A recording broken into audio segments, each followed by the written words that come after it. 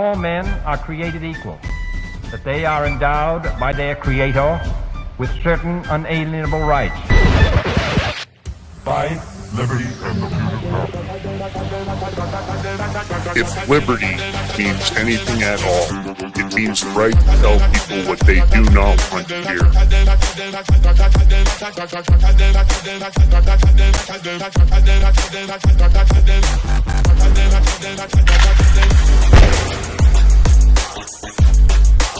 Make America great again. The Big Nerd.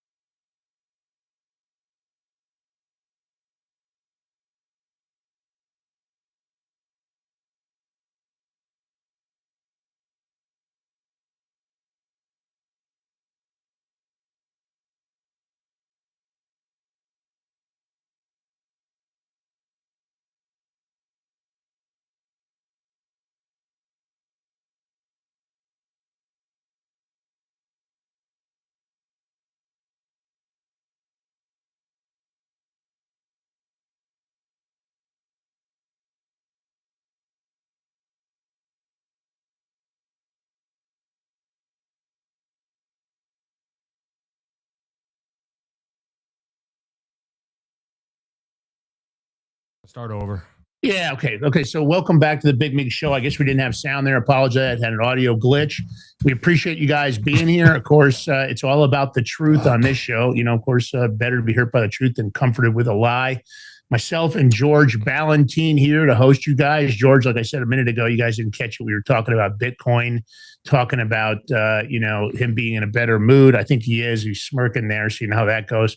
I don't know if that audio will tip them off, but, we love our gold and silver on this show. We love the guys at Genesis Gold Group. It's where we buy our gold and silver. This is the 62.2 gram prepper bar. They're perforated and easily broken down in your choice of 3 different denominations, which you can see as I tilt the bar. It's a great way to make a payment if your credit cards aren't working or if the U.S. dollar at nearly $40 trillion in debt isn't being accepted. So far, I haven't seen a solution by this administration to pay down that debt.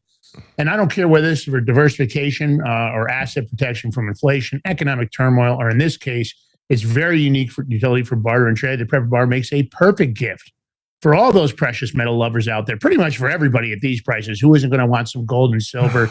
Stick it in your gun safe, your sock drawer, exclusively mined and minted in the great US of A, selling out fast. They come with an assay report, so no counterfeit gold coming out of the guys over at Genesis Gold. And of course, you can head over to thebigmigbar.com. That's right, thebigmigbar.com.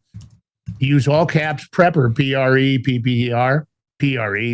That'll get you 10% off on the silver, 5% off on the gold. Or you can give the guys a call over there at 888-526-7154, 888-526-7154. And don't forget to tell them the Big Mig Show sent you. Thebigmigbar.com. All right, Lance, real quick before we bring Yes, sir. Ian, before I bring you in, your camera's going. You went sideways again, so change your camera around. But because you guys couldn't hear me, I apologize for the audio thing. That's my fault. I just want to say because Jesse is here. All right, good. Jesse, thank you for being a new subscriber yesterday. Sorry, I was a little crazy doing things, so I couldn't get to you. I apologize. But Jesse is one of our new Big Mig subscribers. We appreciate you. I love you. Thank you so much. All right, Lance, take it down, bro. Yeah, so we got a great guest How's that, today. Dave? Good. Yeah, it's perfect. We got a great guest today with us, Ian Trottier. He's born in 1976, and he's a fourth generation San Francisco Bay Area native and a 1999 graduate of Oregon. Over the years, Trottier has become a significant contribution as an entrepreneur, community organizer, and has been an outspoken advocate for the everyday citizen. In 2007, he founded iPark, a company focused on parking solutions, which was later sold the namesake to Imperial Parking in New York. And Trottier's passion for discourse and truth led him to create Discussions of the Truth podcast in 2016, which, of course, gained attention for its candid discussions in politics, society, and personal empowerment. He ran as a candidate for the United States House of Representatives in Florida's District 27 in 2018. And, of course, the author of a very timely book at this time, High Stakes Treason. Probably been timely since the day it came out. We're talking about John Brennan. You know, we're not a fan of his on this show. Compromised American Security for Millions. Very successful book. Also a foreword written by our close friend, Roger Stone. A lot of questions come to this administration. Now we're hearing about cannibalism in the Epstein files. And of course, Lauren Boebert's the one that's been talking about it. She's also brought up that a lot of the code words in there were exactly what we thought. So conspiracy is no longer. The question is, and we'll get Ian in here in a second, why is the DOJ not making the arrests we were told this administration was going to be doing? What is taking so long? John Brennan's been at his shenanigans for a long time. Let's get Ian in here. No reason to leave him backstage by himself. You can't make any Epstein arrests because you have the FBI director, high personnel, and attorney general saying, you know, there is no list. There is no trafficking of kids or humans yet. There is. So how are you going to... Now is he going to say there is no cannibalism? What about her? She listen, she was I don't care, Republican, whatever. We're going to call her out because she acted horribly in front of yesterday's hearing. She looked like an idiot. The guys, one of the people are questioning her about something, and she goes off on talking about the stock market. Oh, it's 50,000. Where did that come from? I felt like that was just... Listen, that must have been a fucking blonde moment. Seriously. All right, let me bring him in. All right, welcome to the Big Mig Show. Ian Trottier, is that how you say it? Yeah, look, he's laughing. Got to bring him when he's laughing. Yeah. And is it Ian Trottier? I don't know if I got your name pronounced correctly. Do I have that right, Ian? That's right. Ian Trottier, like Chevrolet Trottier. It's Trottier, French gotcha. Canadian. Yeah, you know, they usually, you know, my name is Lance Claudio Miliaccio. If you do the right thing, you can imagine how that gets butchered at the airport on Mr. Muchacho, usually. All right, so listen, you know, I always ask people this when they come on the show because I like to figure out, you know, you were a successful business person. You've done this parking deal. What made you get involved in politics? It doesn't seem like that's where you started, although you liked open discourse. But here you are, and you decide, you know what, I've had enough. I'm going to go after this. And you know, to us, John Brennan's a scumbag. We always talk about this show, the corruption that is the uniparty of D.C. And in my opinion, just much like Ulysses S. Grant said, traitors and patriots, that's what we got. And I put Brennan, Comey, Clapper, Ray in the traitor category. I just can't figure out what the hell this DOJ is doing, what the hell the FBI is doing.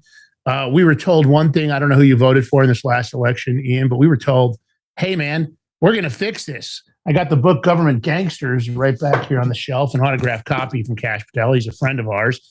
I just can't figure out what the heck is going on. You know what that book's good for? That book's good for to throw maybe in your fireplace or heat burning stove, get some heat out of it because I ain't doing shit. I was thinking I could use it in the bathroom. You could just tear out. It's a terrible sheet of toilet You want to know paper. something funny? It's funny you brought that book up. Ian, I don't know if you heard this yesterday too, but they actually, one of the Democrats in that hearing brought that book up and read some excerpts out of it. Excerpts? Really? Yeah. I was like, and I'm saying to myself, man, why even bring that book up? He ain't doing that book. Don't mean nothing. It was just all hogwash. Yeah. So, Ian, what brought you from being on the sidelines as a successful entrepreneur? And you said, man, I'm going to get into the fight. And I'm sure I can't imagine what happened after you came out with this book. I'll tell you what it was, Lance. It was the Zika virus in Miami Beach that came around the shores, evidently from mosquitoes coming from Brazil in 2016. And can you hear me all right, by the way? Yeah. Yeah, your audio is good.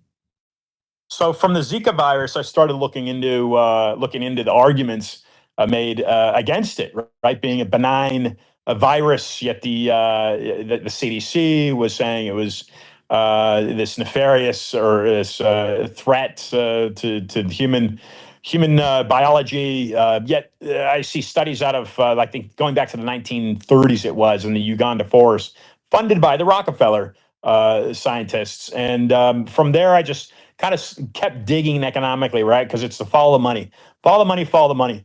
You made a comment about Trump not doing, it doesn't, regardless of the political affiliation that occupies the executive branch or the executive office, the Oval Office, we spiral this federal deficit out of control. And so I found a guy at Stanford. He was a Stanford Hoover fellow. He left Stanford for being censored by Stanford for talking in 1972 about Prescott Bush financing Nazi Germany. His name is Anthony Sutton. He wrote a book called Federal Reserve Conspiracy. So that basically flipped a switch inside me, Lance, and I started. I was actually literally talking to a woman one day that said, "Hey, you've got to come on to Wynwood Radio."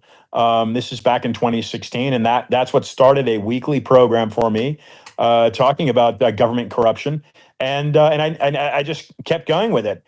And so again, the root of it was looking into the Zika virus. So in 2019, I had kind of already lived on a micro scale in Miami, this global pandemic, right? This kind of media ridiculous narrative that we're being fed. And now instead of spraying yourself with DEET and these neurotoxins that way, it was inject yourself with the medicine to protect you from this COVID, bat virus. So I'd already lived it. And I started touring with General Flynn and Clay Clark, and doing interviews with Patrick Byrne and other folks that were joining their tours called the Reawaken Tour. And then in 2024, Lance and George, in 2024, I was at a CPAC and conducting podcasts from the media table, and a gentleman approached me. He identified himself as a former FBI agent. He presented me with a binder of research that he had conducted over a decade, well over a decade at that point. He said, look, Ian, he says, in 2011, I submitted a tip to the FBI, my former employer who I'd spent over a decade with in the Washington, D.C. field office. I showed up to work in the morning with my current company called Unveiling. They took me into an office privately. They said, did you submit a tip to the FBI about malfeasance or criminality of John Brennan? And this is 2011. So this is the Obama administration. He says, yes, I see crimes are being committed. They said, pack your bags, you're fired. So he gets fired by surveillance. He goes home. His family ostracizes him, thinks he's nuts, and he gets a death threat. But he continues digging into John Brennan. In fact, in 2019, he submitted a 25-page synopsis of all critical information that is enclosed in the book that I've released called High Stakes Treason to all media outlets. Crickets. Nobody listens to this guy. In 2024, I looked through the binder briefly while he's sitting down at my podcast table, and I says, wait a second, Mr. Donovan. I says, what you've done here is you followed the money. And these are crimes. You're alleging that this man has committed crimes. These are treasonous crimes on the American people. He says, that's exactly right. And this is the motive. This was the motive for him to despise Donald Trump. So I took the binder, guys, Lance and George. I took the binder of information that he gave me. And over the next year and a half, I compiled that into a book. He says, look, I can't have my name attached to it. Well, I have put his name in the introduction because I was able to build a rapport with him and say, hey, look, I've got to establish credibility to my readers. I can own the information, but I've got to give a source for it, an intel source for it, and that would be you, sir. He says, okay, go ahead, put my name in it. And in fact, in the introduction is an award that the man was given while working at the FBI. This was a stalwart member of our Federal Bureau of Investigation. And he continued doing the work on John Brennan. So it came out July 22nd. It happened to be Steve Bannon that had me on War Room, and he called it the most exquisitely timed release of a book in the history of publishing. That was Steve Bannon called it. Why? Because that day, Donald Trump had the Filipino president in the Oval Office openly calling out, this was Trump calling him out, openly calling out Obama for treason. The first time a sitting president ever called out a former president for treason. Treason. This is very heinous crimes. And now we've got maybe the blonde bimbo in there, and pardon the language there, Pam. But she's not doing anything in the DOJ, and people are being very frustrated by it. I've sent a copy of this book, you guys, to Pam Bondi myself. I've spent a week and a half in D.C. walking the halls of the Longworth, the Cannon, the House buildings, and over on the other side of the hill, on the Senate side, walking those halls, passing out 100 copies of this book, self-financed, by the way, right? And as you know, you're talking about American Gangsters, same publisher, Postal Press. As an author, you buy those books back from the publisher. So I self-financed. I bought those books from Postal Press at my own expense, flew to D.C. and passed this book out. There's 100 copies of this book since October circulating on the Hill. It hasn't been crickets. I have had some interest. As a matter of fact, I left Harriet Hagman's office, and as I turned left with John Donovan, my intel source, Nancy Pelosi came walking by us with 3 of her bodyguards. It was that time when she crossed over to the Hill where a Lindell TV reporter, I don't recall her name, but she turns around. The Lindell TV reporter's talking, grilling her on J6. Pelosi furiously turns around and tells her to shut up. If you saw that viral clip, 10 minutes prior to that incident, I had walked out of Hagman's office explaining to her legislative director the contents of High Stakes Treason. Why? Because I had also left a copy of this book at Nancy Pelosi's office. So these people, right, these people that are deep in the swamp, the Obamas, the Brennans, the Clappers, the Pelosis, these people that are very deep in the swamp, they know Americans like the 3 of us. And like the great Roger Stone, we are pushing against them. We are coming after them. We are exposing their fraud, and I think they're backpedaling. And that's why they're trying to hammer Tulsi Gabbard right now so hard because we will expose them. The difference, guys, the difference in the contents of this book, High Stakes Treason, is that there's 110 pages. And kudos to Postal Press. I got to a point where I initially spoke to Skyhorse Publishing about this. I had Tony Lyons on the phone for 2 different conversations, about 40 minutes each. He was thinking about taking it on, but then Postal Press got involved, and they gave me a contract. And after their lawyer vetted the contents, he says, hey, look, it's all here. It crosses. It's vetted. There are a couple things I'm concerned about, but I urge you not to publish it. That was his comment. Tony Lyons has been on our show. I think I like the fact that he will take on projects like this when a lot of publishers won't. And I give credit to the publisher that did sign you up. Most of them don't want to step off the curb. They play it conservative. They're just looking for a payday. They're not really worried about, getting the information out. So kudos to them. But, you mentioned something during what you just stated about credibility. One of the top things on this show, we always talk about common sense first. That doesn't make any common sense to you that we're hearing about crimes that there are federal statutes on the books for, that as a regular citizen, you would be charged immediately if you were being investigated by the FBI, ATF, DEA. And if the DOJ would immediately go for an indictment on you, they would go in and they would present their bill to the court, and they would present their evidence to the grand jury. But what's happening? We don't see that, right? And credibility is not an issue I normally tie into.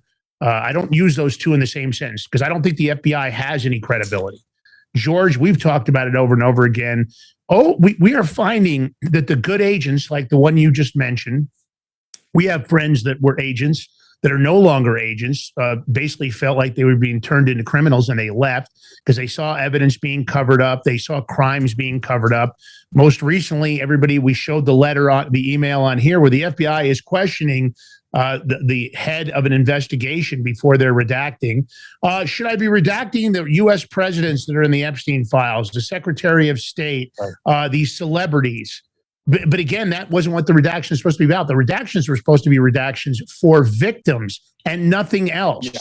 Lex Wessner, just, you saw what happened with him. He just got, only because they caught them, they were unredacted it in 40 minutes. Pam Bondi was claiming the win on doing that. But yet there are still many, many redactions, destroyed documents that ended up in burn bags, shredded and burned. Here we are talking about an FBI agent that disclosed John Brennan's treason in 2011, and he gets fired for it. Now, that's a cover-up. George, credibility, I just don't think that term can even be used in the same planet when you're discussing the FBI. We were told they were gonna scatter it to the winds. They were just like JFK was going to do to the CIA. They were going to close the building and turn it into a museum. That tune changed quickly. And, we even had people that took a job there and then didn't do their job and left and then have no explanation for it. George, I don't know how you feel about it, but when I hear this kind of stuff about a good agent, somebody trying to do his job, turning in a whistleblower report, and the retaliation for doing that, the effect it was on his family, getting alienated and attacked, I'm sure it caused him financial duress. What a bunch of bullshit. I mean, George, I don't know. That kind of stuff, when I hear, it makes me angry, because here's an FBI agent. This is the guy I want working in the FBI. Here's a credible guy that says, I don't care if you're John Brennan. I'm going to come after you. George, comment. This infuriates me, really. Well, that's a problem. No matter if it's Democrat controlled, Republican controlled, if you're doing good, exposing anything, they don't want you there. That's plain and simple. And Ian, don't apologize for insulting Pam Bondi, because we do it all the time, and she hasn't done anything. She literally has not done anything except go on Fox News and be their attorney general. Enough's enough. But even yesterday's hearing, Lance, who's a Republican? Oh my God, I forget his name. That Trump hates. Was he from Massey? Yeah. So he was grilling her, and he was him and the other Democrat, the ones that wrote the Transparency Act. Yet she's not being transparent, and she's bringing it up, and that's the part I like about him. But then the idiot, when they had the SAVE Act in Congress, voted against it. And that's what, right. This is where he's not thinking. He garners the support of people, then he loses it when he does dumb stuff like that. Yeah. And everybody's going, like they stance against Trump. Everybody's going, they passed the SAVE Act. Yeah, okay, good luck, because it still has to go to Senate and get passed. But neither side of the aisle wants voter ID, because, of course, I believe all of them, or not maybe all of them, but most of them have participated in corruption. So hold on. So when it comes to the SAVE Act, voter ID, majority of Americans, including Democrats and your demographics, majority support voter ID. But yet every Democrat in the House voted no.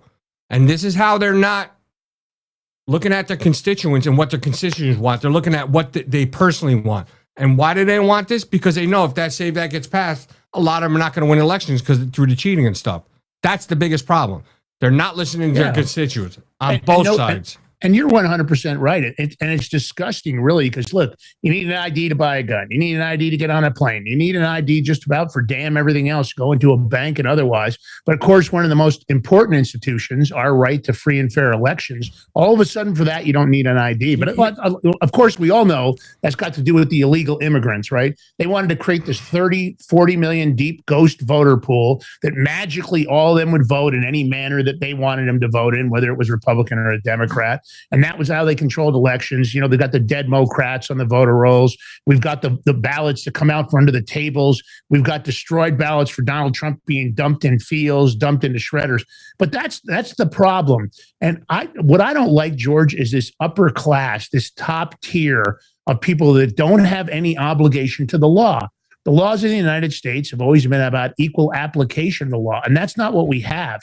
If you are a celebrity, if you have billions of dollars, if you've had a title as a government official, or maybe even worked in the DOJ or worked for the intelligence organizations, and you've been willing to compromise your integrity by lying, cheating, fabricating, and destroying evidence and doing all sorts of other things, well, then you get a pass. The law doesn't apply for you. It's going to apply to Ian because Ian disclosed the truth in his book. Let's go after him. Let's have the IRS go after him. Let's weaponize institutions. George Valentine told the truth. We know he talked about the dirty 51+8. We better stop his show. Let's obstruct him. Let's suspend him on X. Let's suspend him on YouTube. Let's suspend him on TikTok. Let's make sure George can't talk to anybody. Lance, just hold on a second.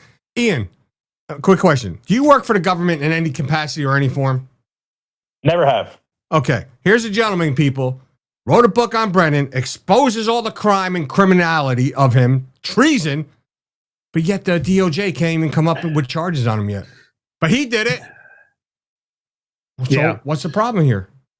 You know, Pam Bondi has an unsavory connection, as many don't know, to the Bushes.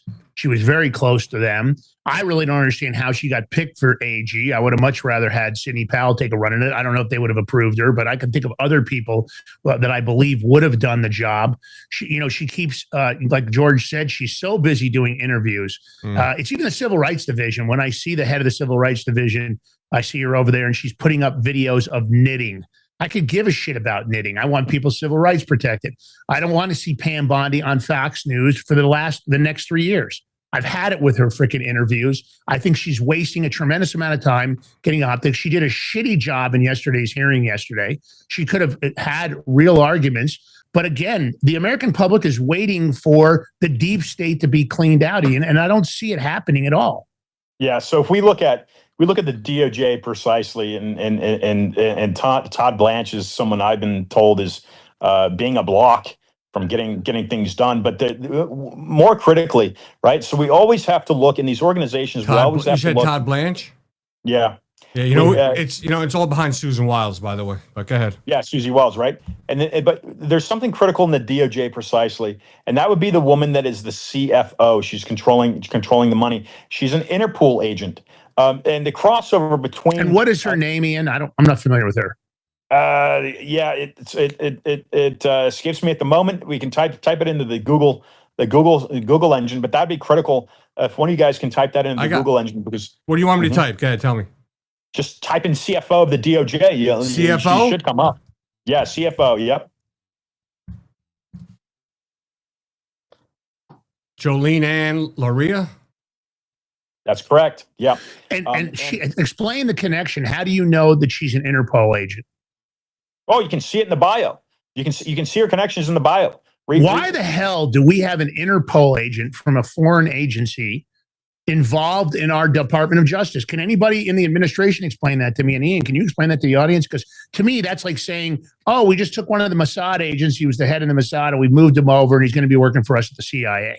That seems to be a problem. Yeah, Lance, I'm gonna answer this question on a very elementary level, okay? And I'm gonna go back to the book that caused me to start a podcast back in 2016 by a man named Anthony Sutton, a former Stanford Hoover Fellow, who wrote the book called Federal Reserve Conspiracy. I was explaining this to a pilot that was against vaccine mandates to board airplanes during the lockdowns. His name is Josh Yoder. I was in San Antonio with him. I was explaining this to him, and he looked at me and he says, wait a second, Ian, so what you're telling me is that the United States gained its physical independence in 1776, but it never gained its financial independence. And I said, that's exactly right. We are not financially independent in this country. We never have been. And only one president in our history, in our almost 250 years history, only one president has left his office, the federal office, without a deficit, and that would be Andrew Jackson. It wasn't Washington, it wasn't Lincoln, it wasn't JFK. And in fact, those two men were killed because they were trying to make the country independent financially, in my opinion. So in regards to that question is, if we have a 250-year-old country that has been economically compromised since day one, the question, and I explained this on the Michael Jaco show, who's a former SEAL Team 6 member, and he concurred, and he's talking about this as well, is that the Federal Reserve, established in 1913, was systematically established to create a facade against who's pulling the economic strains of the political landscape in D.C. Yeah. And the question goes back, guys. The question goes right back to something called the City of London, which is the banking center that controls the monarchy. Absolutely. Well, that center controls our own political system in this country. That would be my that would be my. Hold on, I think Lance. that's accurate. Hold George, on. go ahead. Let me go over to. All right, so this lady, I want to put her full name. So Yeah. Jolene Ann Loria Sullins. She is not the United States Assistant Attorney General for Administration, right? She's the currently the chair of Interpol's advisory group on financial matters that reviews and makes recommendations on Interpol's worldwide budget. Here's the problem. She came in under Joe Biden in June of 2022. So why is the Trump administration still have her there? Yeah, exactly. So I can't figure out why any of the people from the Biden administration still have jobs in D.C. whatsoever. I just don't understand that. It's not like everybody doesn't know what that administration was all about. And if you noticed our trailer in the very beginning, and we talk about the Banking Act, there's little pieces. If you go back and watch our trailer, we've talked about Jekyll Island. We're going to have that author on. I'm working on that now, which she's still alive, remarkably. I didn't know it up until I actually was given the context. The author of Jekyll Island. Peter Griffin. Oh, yeah. Jekyll He Island. is still alive. So I'm gonna, of course, connected by the same people that connected you and I, Ian.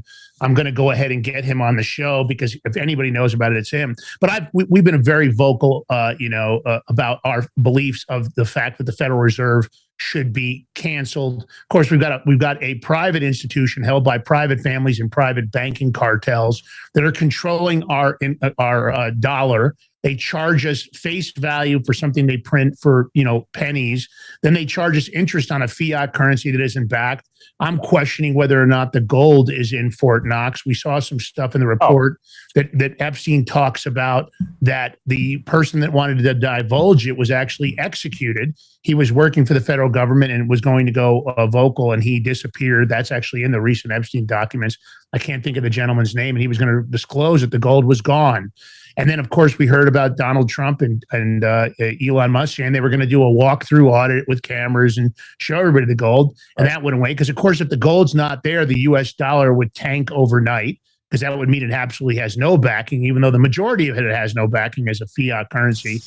But it's disgusting. The American public knows more than ever. I don't think they counted on. I think they thought that the internet was going to be used in a different way.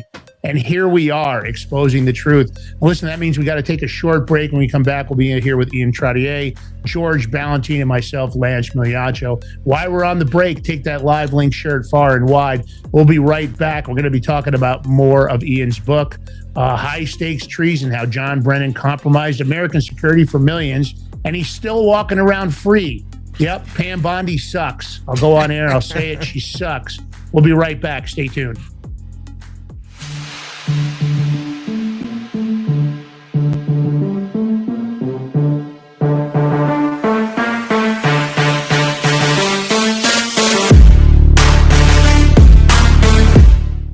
Are you ready to stand up for your community and support your local sheriff? Join the Constitutional Sheriffs and Peace Officers Association and become a vital member of the Sheriff's Citizens Posse. At CSPOA.org, we empower citizens like you through weekly webinars, arming you with the knowledge to back your constitutional county sheriff. Together, we can uphold our Constitution and ensure liberty and justice for all. Your community needs you now more than ever. Visit CSPOA.org and join the Sheriff's Citizens Posse today. Make a difference. Stand for freedom. That's CSPOA.org. Your country, your fight, your future.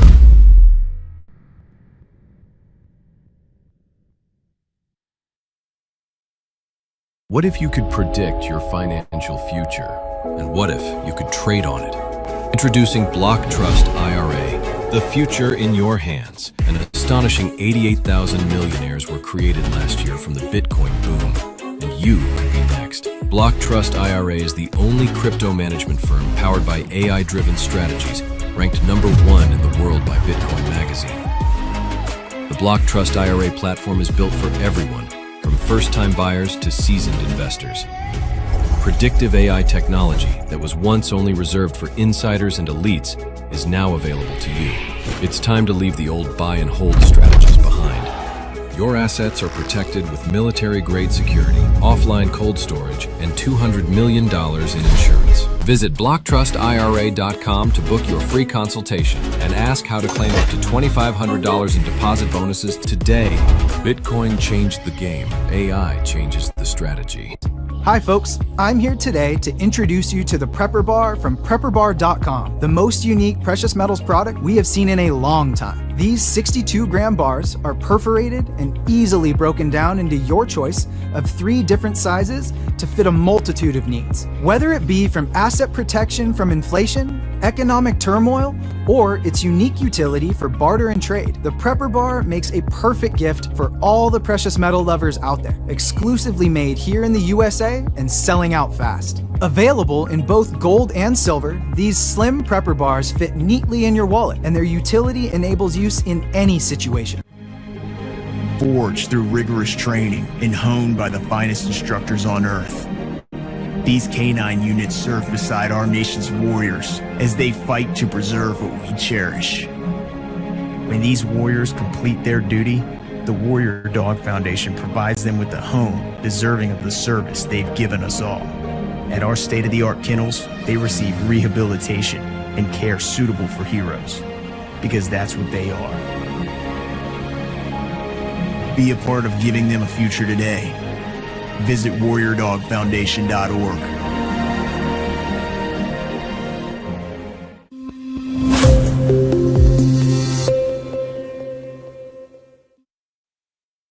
All right, welcome back to the Big Mig Show. Here are your hosts, Lance Migliaccio, yours truly, George Bounty, and our guest, Ian Trottier, who's got an awesome book. We're going to be going over that in a few, but don't forget to hit that thumbs up button, like, follow, share, and that subscribe button, the red Big Mig Mafia button, $5 a month. Every little bit helps. But Lance and I'm going to go over something from our sponsor. We got the perfect solution for the people that can't watch their crypto 24/7. That's why we're here talking about BlockTrustIRA.com. They're bringing access to cryptocurrency wealth to everyday people. They're exclusive. Animus AI trading platform works 24/7, analyzing market data and executing advanced crypto strategies that go far beyond buy and hold. This was sophisticated technology that was only reserved for Wall Street insiders, but now it's available to you. And clients are already seeing over 250% returns on their investments, all with military-grade security and up to $200 million insurance. Your wealth is fully protected, so don't wait. Visit BigMigCrypto.com today and see how you can join this financial revolution that's giving everyday Americans access to the crypto opportunity of a lifetime. Once again, visit BigMigCrypto.com today, and guess what? You can get up to $2,500 of free crypto.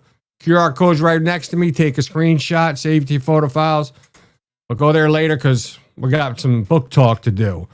You know, we've been going all over the place, and you have this beautiful book that outlines so much that you think Pam Bondi would, or I don't think Cash Patel would use it because then it makes his book look bad. If you think about it. Because his book outlines what they need to do, have the right people in place. He's got Janine Pierre. They got everybody. But then you have a book that lays it all out with the crimes and evidence and would put his book to shame, right? That's what I think. That's what, you know, maybe that's why he doesn't want to do anything, Lance. Could be. You know, he might be be threatened by Ian Trottier's book here. I'm just saying. Well, you know, and let me say that. Let's go through some stuff here because you know, you allege in the book that Brennan had conducted a long-term criminal scheme, of course, to manipulate intelligence protocols and key counterterrorism personnel to, of course, increase the value of stock he had illegally, held illegally to make millions. So he did it for his own financial gain. Let's talk about some of the specific things that are so over the top that even somebody of Pam Bondi's IQ would struggle without bringing criminal charges against him. It's so obvious that U.S. federal statutes were violated. Oh, yeah. You know, Massey yesterday says he caught Pam Bondi red-handed in regards to that redaction, Lex Wagner redaction. What we have in high-stakes treason is we've got the Obama administration orchestrated by John Brennan red-handed. And it looks like, guys, John Brennan was probably Obama's handler. Let's not forget, he was the only guy in government, basically, when Obama was running that supported Barry to get into office. There's something pretty critical about the Analysis Corporation. Now, the Analysis Corporation is what I show that Brennan held stocks illegally in during his time as the senior advisor to Homeland Security under Barack Obama, prior to him becoming the director of the CIA. The Analysis Corporation was created in 1990 as basically a product of the Majumadin. And I always have a problem pronouncing that word, but this is when the Soviets were pulling out of Afghanistan. And this is a terror database tracking center. There's so many overlaps in this book in regards to the deep state, going back to Zbigniew Brzezinski under the Carter administration and his association to John Brennan and their association to Barack Obama. Something pretty interesting came up in 2018, Jake Tapper, who dropped the ball on this, in that John Brennan used the Analysis Corporation to scrub Obama's vital information on the Obama passport during the time that he was a student between Occidental College and Columbia University. There's a program that I haven't been cued in on, if you will, called the Legends program in the CIA. But I'm told that was used to create this facade profile of Barry Soetoro, otherwise known as Barack Hussein Obama. What did John Brennan scrub on that passport? Between the years, we're told that Barry was studying at Occidental College and Columbia University. He spent over a year during that time in Pakistan. And in 2008, Brennan used two unwitting workers of the Analysis Corporation, who later ended up dead, to take information off of that passport. But again, I'll show another critical information, critical element of what we expose in the book. And Roger Stone alludes to this in his foreword, in that there are 15. And I don't get into it in this. I'm working on it. I'm working on this, incorporating this on the second edition. And that John Brennan, when he was in Saudi Arabia, there's a state worker named Michael Springman that was working at the State Department in Jeddah. When he gets to the State Department, he says, "Wait a second, this is 80-90%, and this is testimony in 2004. This is 80-90% CIA working at the State Department. Why are all these CIA people here?" And Mike Benz talked about this in August. He says, Michael says, "I was being told to give visas to suspected terrorists down to the country." Out of that work being done there in Saudi Arabia under the jurisdiction of John Brennan, guys, 15. And this is per his testimony of Michael Springman, who's an attorney, but a former State Department employee. 15 of the 19 9/11 hijacker visas came under the jurisdiction of John Brennan by the time when he was serving under Saudi Arabia. Those are the types of things that we reveal in this book. And I don't reveal that particular data. I'm incorporating that on the second edition. But that is what we reveal as being part of this counterterrorism intel monopoly, the CT intel monopoly that John Brennan created for himself and essentially for the deep state, because I believe he's nothing more than a pawn of the deep state. But where we have him red-handed is that he created this monopoly, this intelligence monopoly, during his time under being associated with the CIA and certainly under the Obama administration, and as a result of Bush executive orders after 9/11. This is the type of intel that he was able to sequester and hide from the American people, and more importantly, hide from men such as my intel source and patriot agents within our intelligence agency working for the good of the country. This is the criminality that I allege has been done under John Brennan. You know, George, I just in the bottom of Notion, I have an Obama sucks folder, and it's on my desktop that basically has a lot of the information. I've got some of his parents' passport information that doesn't necessarily prove what he states as far as where he was born. I've got a copy of his Social Security card that was issued, and the name that was issued on that card was originally Harry Bonell, not Barack Obama. I've got an article from the Standard where Kenyan-born Obama all set for U.S. Senate about his birth. The documents about the passports, I don't have his, but I have the passport information from his parents that proves that he shouldn't have been a U.S. citizen. His own brother put that out. I've also got the birth certificate and the certified copy of his registration of birth. When exported from Adobe, the birth certificate shows all the data that was changed on it. the intelligence organizations did this before AI. This has all been vetted. None of this was fabricated after AI. Nobody goes, it's probably AI. I have lots and lots of information. Maybe we need to do a follow-up show, kind of go through this for the audience. But this guy was created. There was an FBI agent that I always wanted to get in touch with. I've never been able to track him down, ex-FBI agent, that he talked about Project Renegade in. That Obama was created under Project Renegade. I don't know if you have any contacts with that FBI agent. Maybe your contact knows how to track him down. I'd love to get him on the show. And he talks about how this individual was created so he could be installed. Because I have to be honest, I never even heard the word Obama. I never noticed him prior to all of a sudden him being the golden child that was propelled forward by celebrities, by the media. Of course, the first minority president. The whole thing was a perfect storm, and all of it was fabricated. And the information is out there, but they did an amazing job. Listen, when you have the full force and effect of the U.S. intelligence, apparatus, how does that become any different than the intelligence apparatus of the Russians? The KGB, well known for it, the GRU, well known for it. To me, that's what the American public is missing. As a government contractor, I saw a lot of lies firsthand. Back when I was working, and a lot of things just didn't match with what we were told by the media, and it's in itself, it's pretty frightening, Yeah, look, there's a whole other flip side. You're talking about the Russians. There's a whole other flip side, and Renegade, by the way, Renegade was his code name, was Obama's code name, from my understanding. So you're talking about Project Renegade. It was his call sign with the Secret Service, but Project Renegade was prior to that. It was interesting that they carried that over to the Secret Service. He was called Renegade. And but this FBI agent, it's a well-known interview.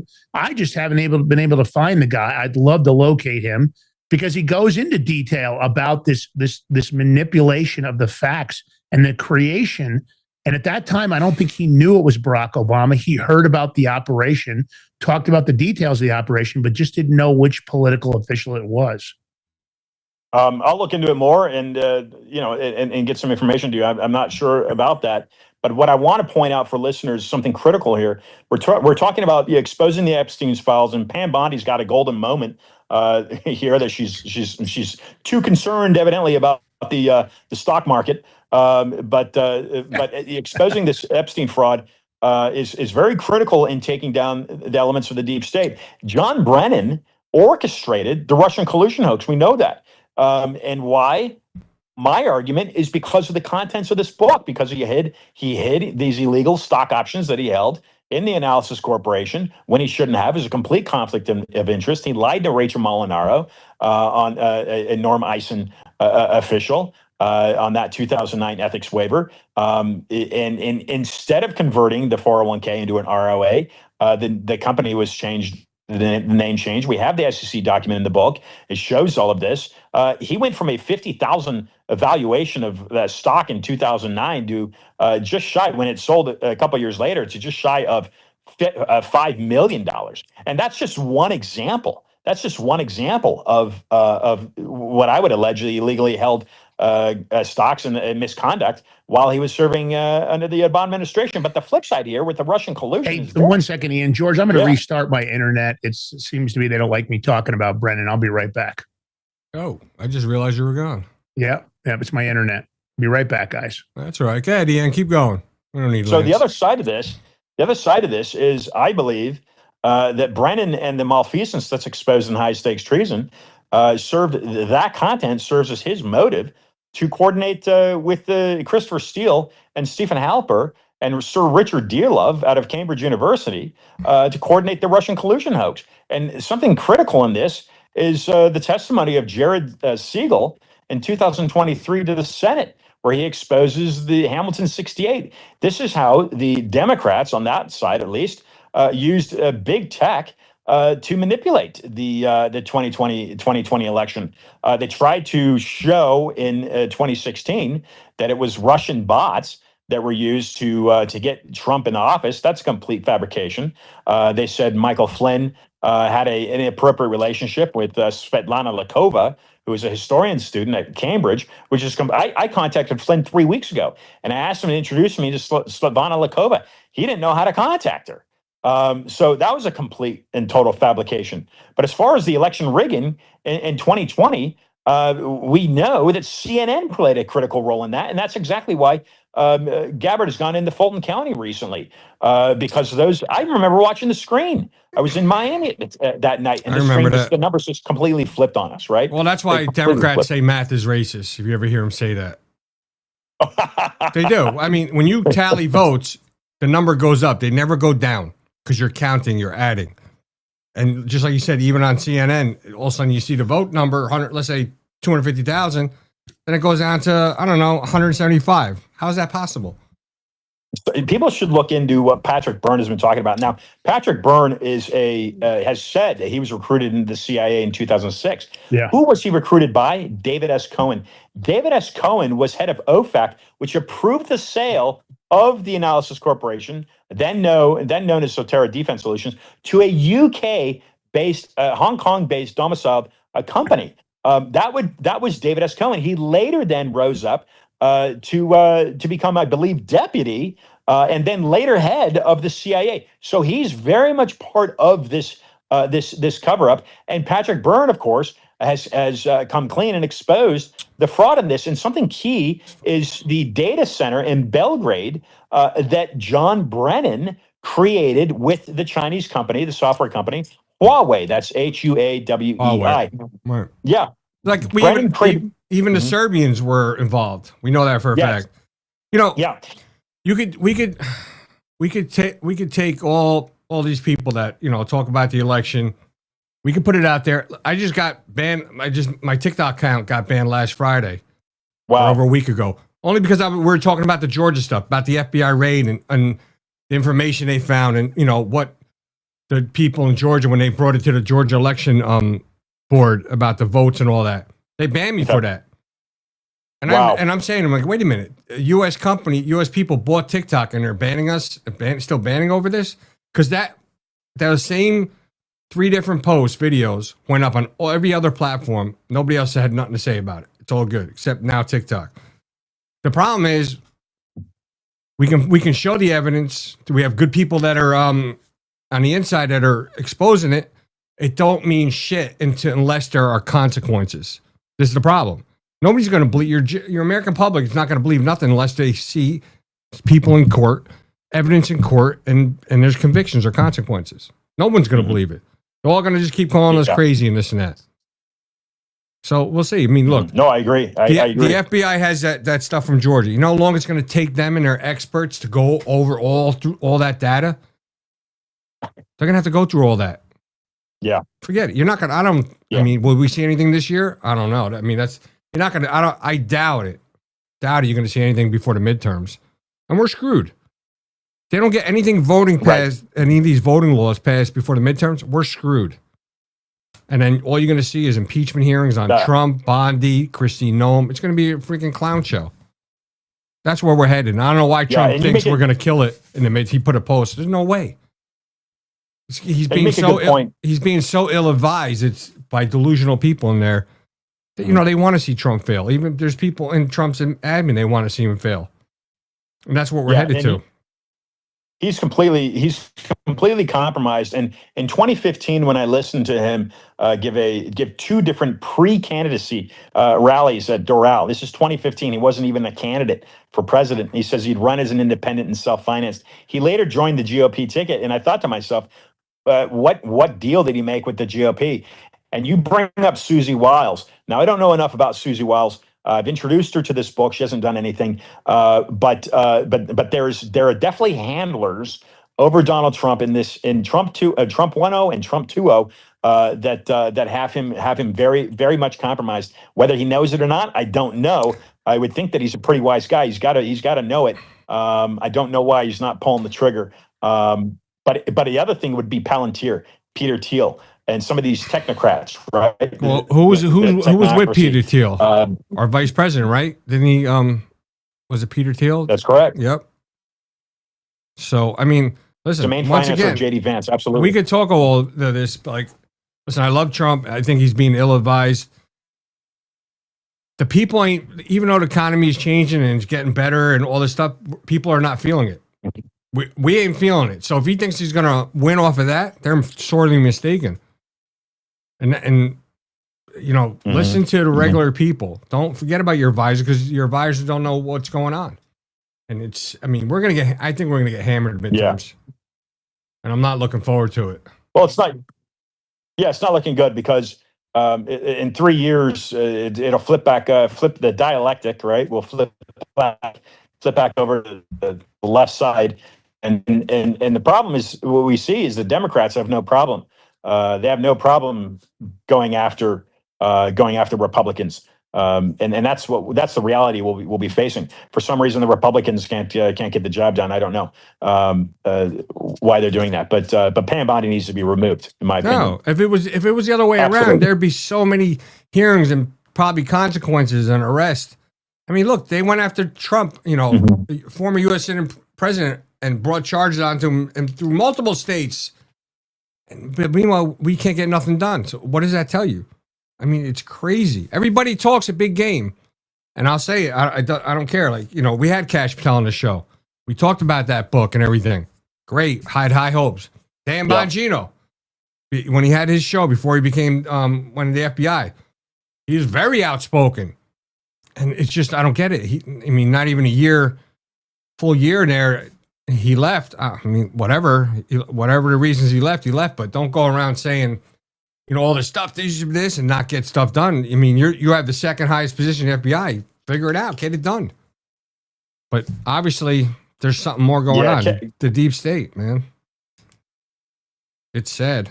We're screwed. I've never met Cash.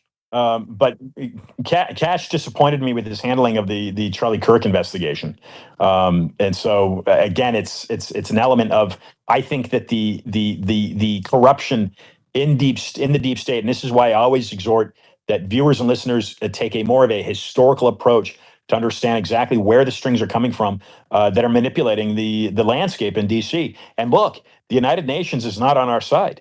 The United Nations is an inquisition organization to take down the United States constitutional republic. We should toss them the hell out of New York. That's exactly right. That's absolutely right. And the more people need to realize that, and again, they need to take.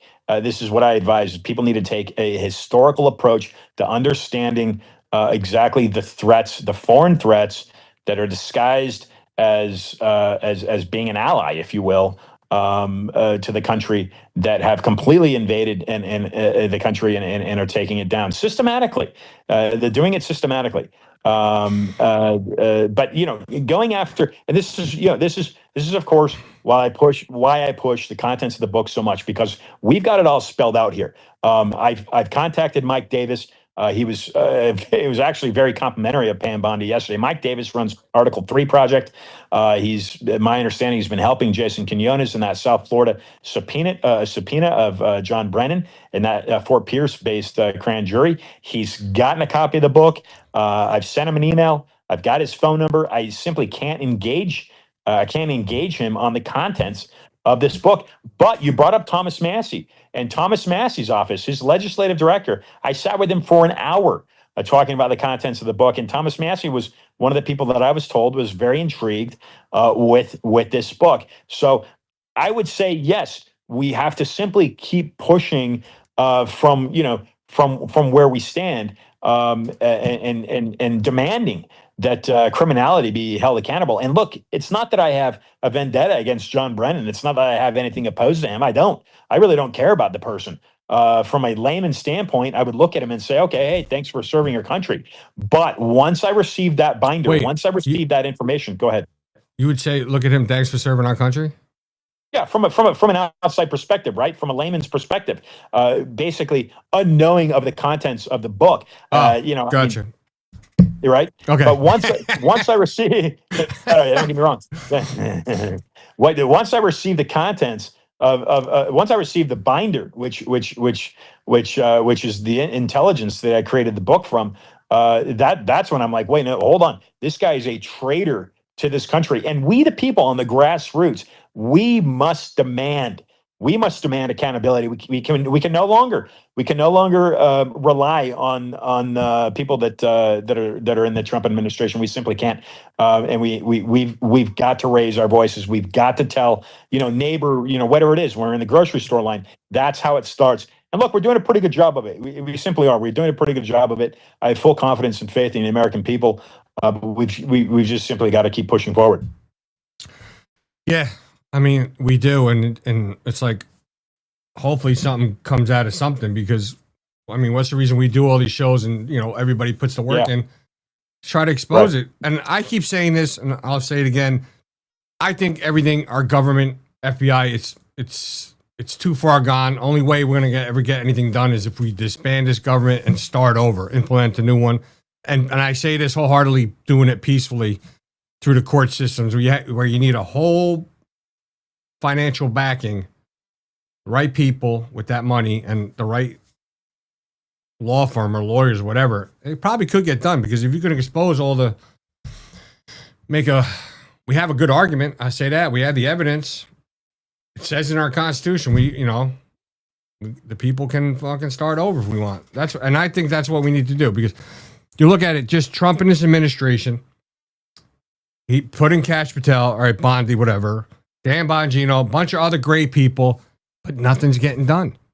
If this administration doesn't get it done, it will never get done. And that's why I say we have to start over. I would agree with that. It's looking pretty bleak. I think there's a couple things that could happen. It's not going to happen with this current Congress, but in the long term of sustaining the life of the republic. Again, I always go back to the abolishment, and Anthony Sabatini is a guy. There's a few different guys that completely agree with this. You've got to abolish that 1913 Federal Reserve Act, and you got to go back a little bit further, and you've got to make some amendments to the 14th Amendment. You know who the last person wanted to get rid of that act? Who it was? What last president? Wasn't it Kennedy? Yeah. Yes, I don't know if he openly stated he wanted to abolish it, but and he ended up dead. Did he? Yeah. He was talking about it. I mean, they always say, like, the gold in Fort Knox. I always say that there is no gold in Fort Knox. Dave, do you know the government values the gold in Fort Knox at like $40 an ounce? Did you know that? I had no idea. I offered them $100 every ounce. I'll give them $60 profit. They wouldn't get back to me. There's a guy named Peter Beter, Beter, and he was the import-export president for JFK, and he openly stated on his radio shows in the early '70s that the Rockefeller had sold the gold. These are like cliche names, right? And they're considered theory. Well, it's not so theoretical when people follow the strings.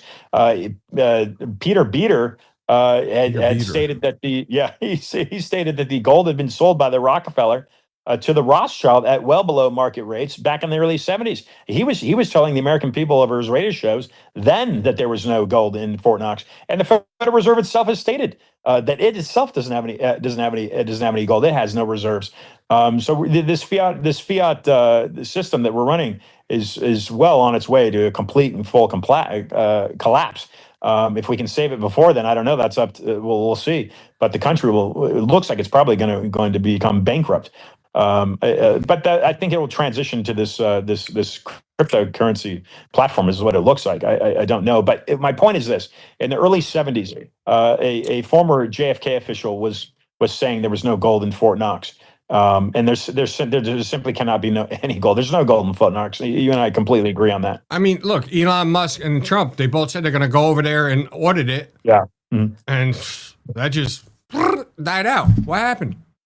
Because they're probably told there is no gold and it looked like laughing stocks. So, yeah, I think the banking system is not going to last under the current conditions. It's all going to switch over to crypto. That's why they're all building reserves and stuff. It's just the way the banking system is set versus the way crypto on the blockchain. They can't compete with fees, speed, everything.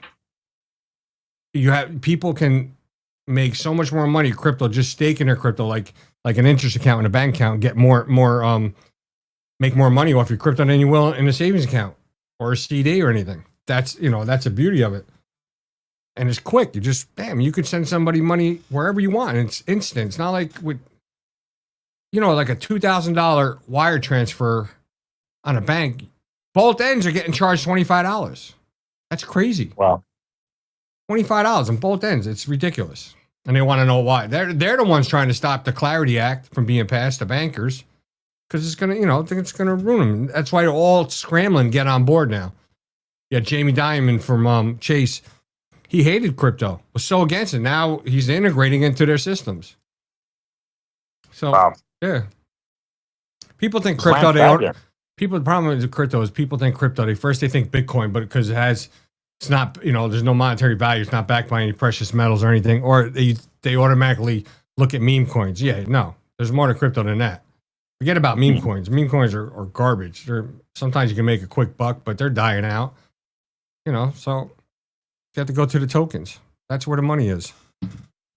Our belief, Ripple's making back, George. Big moves. Yeah, I heard you, Lance. Hold on, bring him on. I'm gonna bring back your shot. Are you back? Yeah. Why can't I see you? I don't know. I'm in Zoom. I don't know either. Okay, Ian, keep talking. Let me just see if I can get him back. Yeah. So again, what people will get with high stakes treason, what they get is basically a bird's eye view, an eagle's eye view of really the deep state machination, which has been going on for many decades.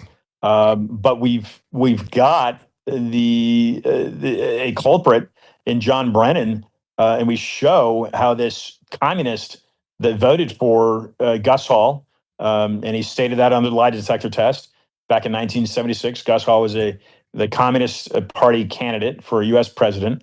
I believe that John Brennan was basically selected back then by the deep state. And again, when we talk about the deep state, when I talk about it, I'm not talking about the Democrat Party. I'm talking about the real strings that are pulling the politics of this nation, and those are foreign strings. And we had a great interview with Mel K a number of months ago. I think it was back in August, maybe September.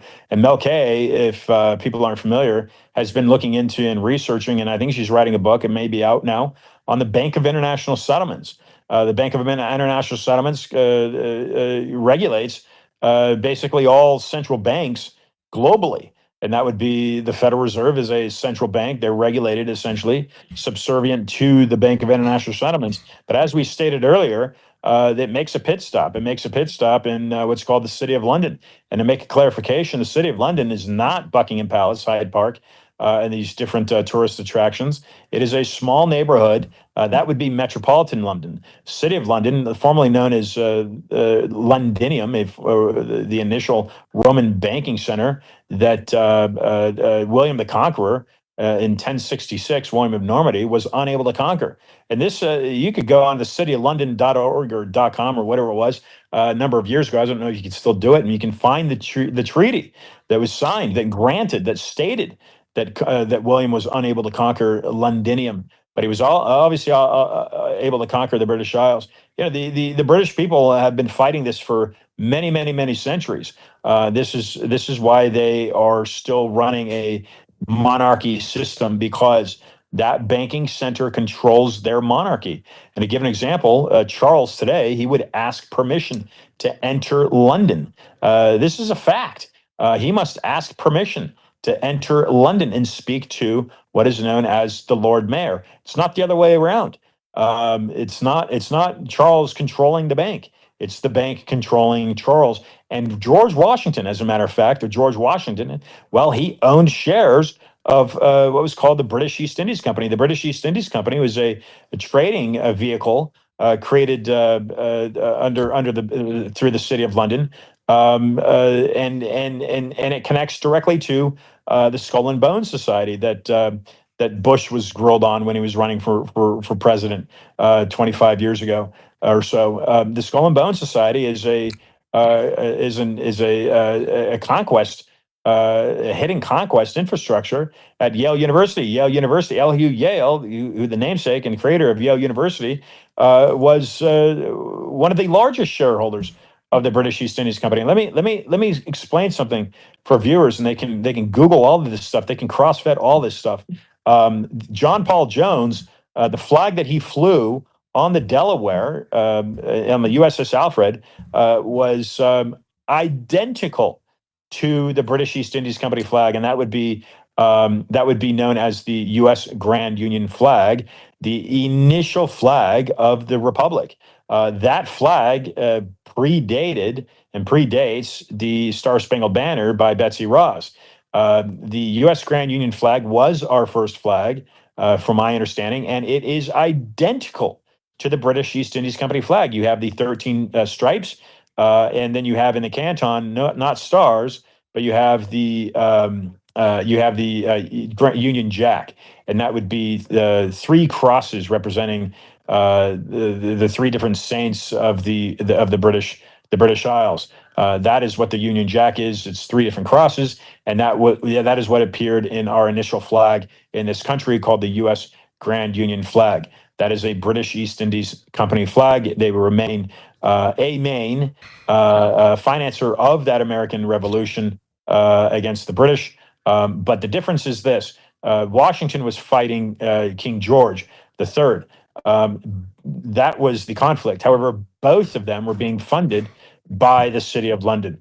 And nothing has changed. In 250 years, nothing has changed. We are still essentially slaves to this bank. Yep. We're still slaves to the bank. Definition of insanity. Doing the same thing over and over again, expecting different results. If nothing changes, nothing changes. But yeah, we'll see what happens. But I gotta close out. But this is a time where we give our guests, we call it the shameless plug. Tell them where they can find you on social media, anywhere else. Your book, your links for your book and your social media has been put in the chat. It's under the more section of this video, of this show, and in this episode.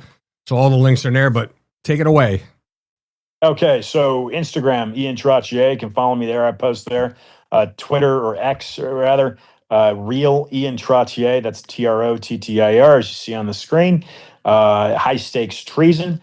You can go to research about the book and the number of interviews that I've done. I recommend reaching out to Roger Stone. Roger Stone is very much opposed to Mr. John Brennan. It's going to be collective. We're all going to have to come together to take down a centerpiece of the deep state. It's not going to happen overnight. But X, Instagram, and TikTok, it's Ian Trottier. They can go to my personal website if you want to look at who I am and what I've done in the past decade with the podcasts and the writings. That's iantrottier.com. And then if you want a signed copy, some people like an autographed copy, you can come to me directly, Venmo me $35, and I'll send you out an autographed copy of the book.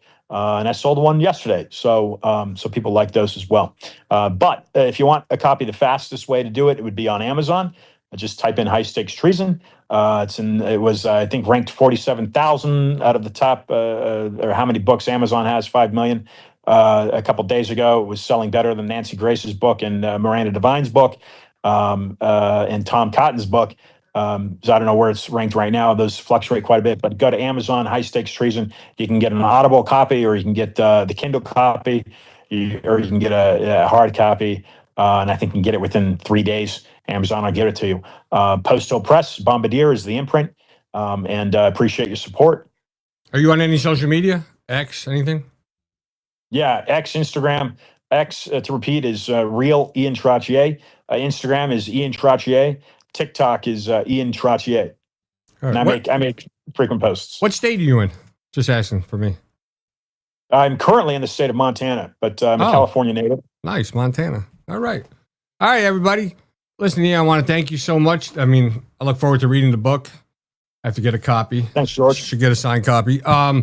Sure Lance is going to get one, but everybody, we're closing out. Don't forget to hit the like, follow, share this on your social media. Help support Ian with his book. Buy his book. Links are there in the chat and then more section. Tomorrow's what? Today's what, Thursday? Today's Thursday, tomorrow's Friday. Wow, tomorrow's Friday. Friday, we got the Crypto Power Hour at 7 a.m. and then the Big Mig Show at 11. So hopefully we'll see you there. Until then, you all have a blessed day. I love you guys. Peace out. I might have to let it drop. Said gotta do hella big, had to put it back again, like said had to put it hella big, had to put it. Are you ready to stand up for your community and support your local sheriff? Join the Constitutional Sheriffs and Peace Officers Association and become a vital member of the Sheriff's Citizens Posse. At CSPOA.org, we empower citizens like you through weekly webinars, arming you with the knowledge to back your constitutional county sheriff. Together, we can uphold our Constitution and ensure liberty and justice for all. Your community needs you now more than ever. Visit CSPOA.org and join the Sheriff's Citizens Posse today. Make a difference. Stand for freedom. That's CSPOA.org. Your country, your fight, your future. What if you could predict your financial future? And what if you could trade on it? Introducing Block Trust IRA. The future in your hands. An astonishing 88,000 millionaires were created last year from the Bitcoin boom, and you could be next. Block Trust IRA is the only crypto management firm powered by AI-driven strategies, ranked #1 in the world by Bitcoin Magazine. The Block Trust IRA platform is built for everyone, from first-time buyers to seasoned investors. Predictive AI technology that was once only reserved for insiders and elites is now available to you. It's time to leave the old buy and hold strategies behind. Your assets are protected with military-grade security, offline cold storage, and $200 million in insurance. Visit BlockTrustIRA.com to book your free consultation and ask how to claim up to $2,500 in deposit bonuses today. Bitcoin changed the game. AI changes the strategy. Hi folks, I'm here today to introduce you to the Prepper Bar from PrepperBar.com, the most unique precious metals product we have seen in a long time. These 62-gram bars are perforated and easily broken down into your choice of 3 different sizes to fit a multitude of needs. Whether it be from asset protection from inflation, economic turmoil, or its unique utility for barter and trade, the Prepper Bar makes a perfect gift for all the precious metal lovers out there. Exclusively made here in the USA and selling out fast. Available in both gold and silver, these slim Prepper Bars fit neatly in your wallet, and their utility enables use in any situation. Forged through rigorous training and honed by the finest instructors on Earth, these canine units serve beside our nation's warriors as they fight to preserve what we cherish. When these warriors complete their duty, the Warrior Dog Foundation provides them with a home deserving of the service they've given us all. At our state-of-the-art kennels, they receive rehabilitation and care suitable for heroes, because that's what they are. Be a part of giving them a future today. Visit WarriorDogFoundation.org.